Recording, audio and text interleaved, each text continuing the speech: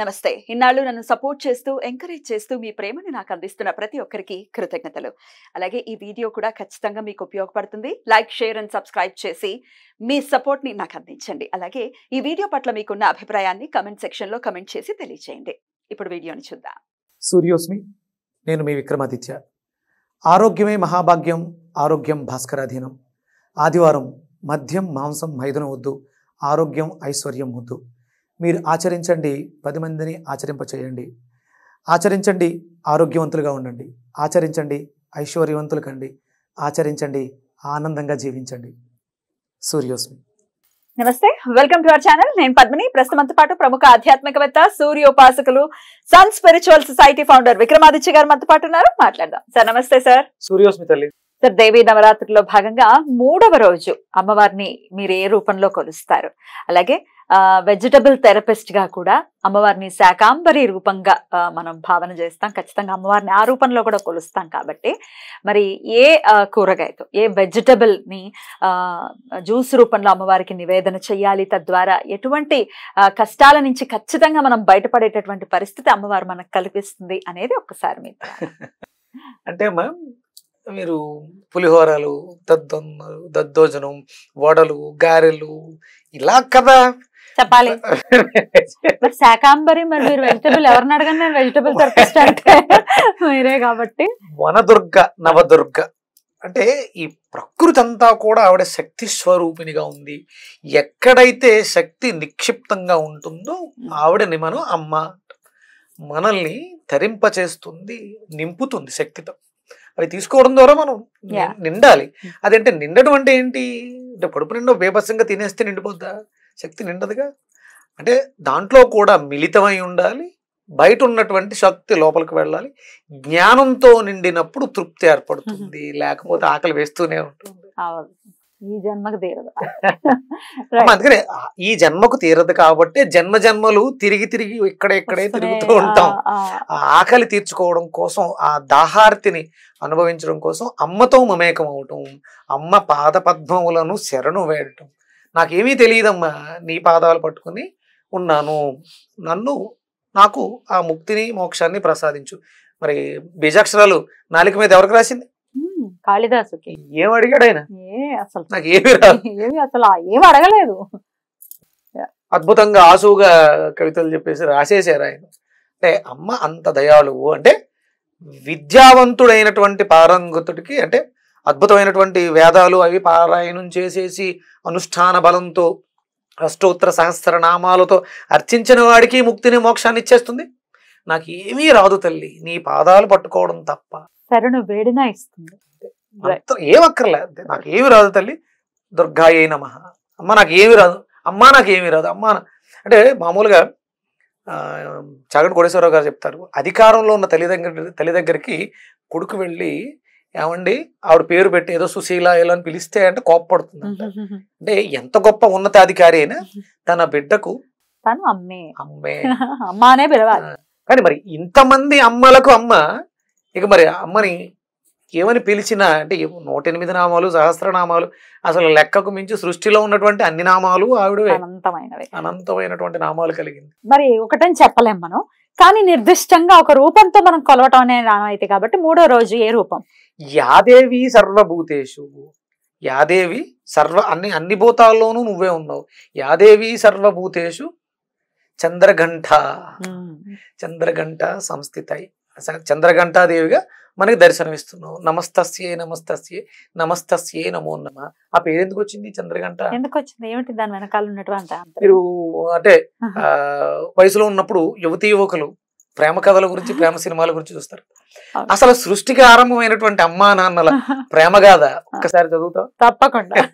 గురువు గారు అందించినటువంటిది విశ్వనాథ్ ప్రసాద్ గారు ఎప్పటికప్పుడు మనకి పంచాంగ రూపంలో తెలియజేస్తున్నారు. చాలా అథెంటిక్ గా ఉంటుంది ఆయన అందించేటటువంటి విషయాలు. సేకరణ కూడా చాలా అథెంటిక్ గా ఉంటుంది. నువ్వు నాకు ఆయన గురించి మనం చెప్పావు, శుక్రుడు గురించి.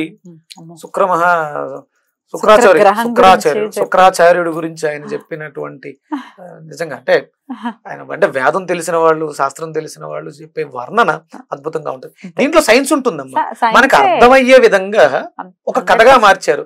ఒక అద్భుతమైనటువంటి లవ్ స్టోరీ. చదవమంటారా? చంద్రగంట రూపానికి సంబంధించిన ఒక చిన్న వివరణ అదేంటంటే, ఈ రోజు శారదా నవరాత్రుల్లో 3వ రోజు నవదుర్గా సాంప్రదాయం ప్రకారం దుర్గాదేవిని చంద్రఘంట రూపంలో పూజిస్తారు. శివుని చంద్రశేఖర అవతారంలో శివుని భార్య శక్తి రూపం చంద్రఘంట. 10 చేతులు కలిగి అర్ధచంద్రుని పాలభాగంలో ధరించి నుదుర్లో 3వ కన్ను కలిగి ఆడపులి వాహనంగా ఆడపులి మీద కూర్చున్న రూపంగా రూపవర్ణన. శివుడు పార్వతీదేవి ప్రేమను అంగీకరించిన తర్వాత పార్వతీదేవి కోరిక ప్రకారం శివుడు రాజకుమారుడిగా తయారయ్యి పెళ్లి చూపులకు వెళ్లాడట. ఆ సమయంలో పార్వతీదేవి పెళ్లి కూతురుగా శివుని కంటికి చాలా సున్నితంగా, అందంగా, శాంత స్వభావంతో కనిపించిందట. ఈ స్థితిలో ఉన్న పార్వతీదేవిని చంద్రఘంట అని పిలుస్తారు. క్యూట్ గా ఉంది అంటే విజువల్ ఒక్కసారి అలా కనపడుతుంది. అంటే ఇప్పుడు అంత రూపం ఆవిడది, ఒక అద్భుతమైనటువంటి చంద్రబింబాన్ని శిరస్సును తగిలించింది, 3వ కన్నుతోటి ఉంది, 10 చేతులతోటి ఉగ్ర రూపంలో ఒక ఆడపులి మీద ఉన్నప్పుడు భయంకరంగా ఉండాలి.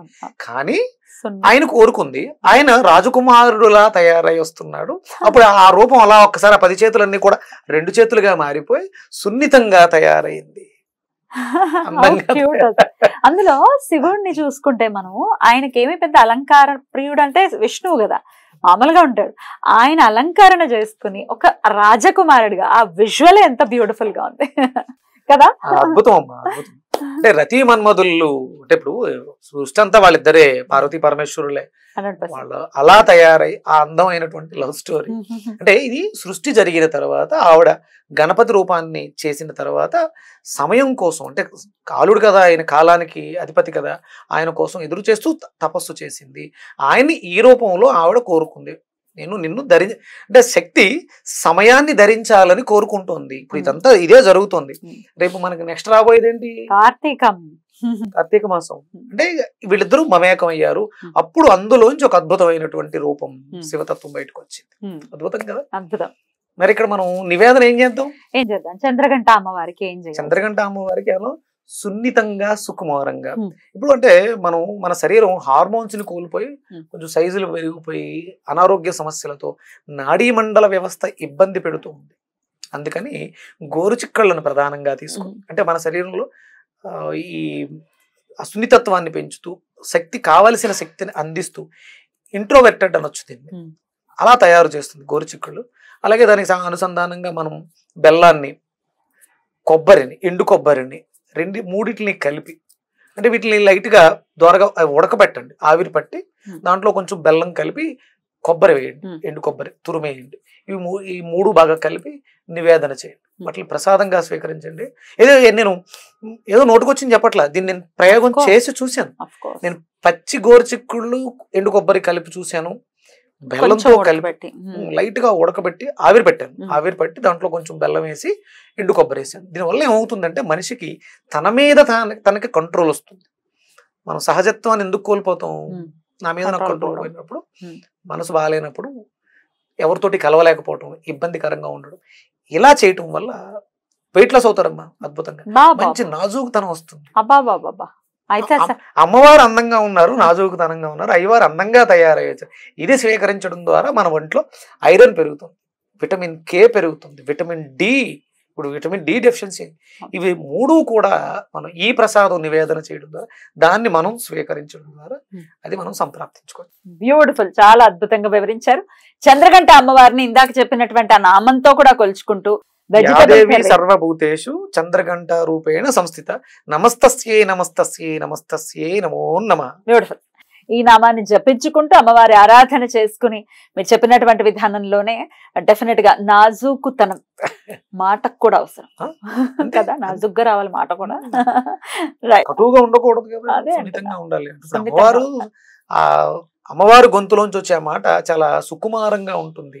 అందుకనే కదా ఆయన అసలు వస్త్రాలు ధరించరు, శ్మశానంలో తిరుగుతుంటారు.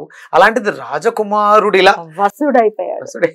అంటే మాటకి వశం అవుతుంది. అంత పవర్ ఉంది డెఫినెట్ గా. అది రావాలి అని అంటే భాగంగా చక్కగా వెజిటబుల్ రూపంలో కూడా తెలియజేశారు కాబట్టి దాన్ని కూడా మనం చక్కగా వినియోగించుకున్నాం. రైట్ సార్, చాలా బ్యూటిఫుల్ గా ఎక్స్ప్లెయిన్ చేశారు. ఇక 4వ రోజు అమ్మవారిని ఏ రూపంలో కొలవచ్చు అనేది నెక్స్ట్ వీడియోలో తెలుసుకుందాం. థ్యాంక్ యూ సార్, నమస్తే. సూర్యోస్మిత.